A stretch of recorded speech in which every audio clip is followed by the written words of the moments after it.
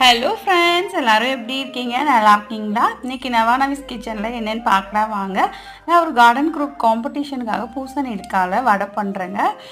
தேவையான பொருள் பார்த்திங்கன்னா, பூசணிக்காய் ஒரு பீஸுங்க, உப்பு, அரை கப்பு அரிசி மாவு, ஒரு கப்பு கடலை மாவு, 2 வெங்காயம், பச்சை மிளகாய், கருவேப்பிலை, கொத்தமல்லி, சோம்புங்க.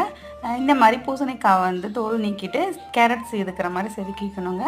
அதிலே வெங்காயம், பச்சை மிளகாய், கருவேப்பிலை, சோம்பு, உப்பு, கடலை மாவு, அரிசி மாவு எல்லாத்தையும் போட்டு மிக்ஸ் பண்ணிக்கணுங்க.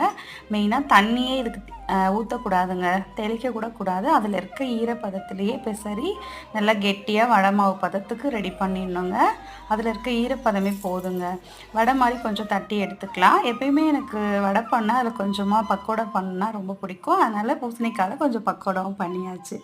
இந்த காம்படிஷனில் எனக்கு ப்ரைஸும் கிடச்சிச்சுங்க. டேஸ்ட்டுமே சூப்பராக இருக்குது. ட்ரை பண்ணி பாருங்கள். தேங்க்ஸ் ஃபார் வாட்சிங். பாய்.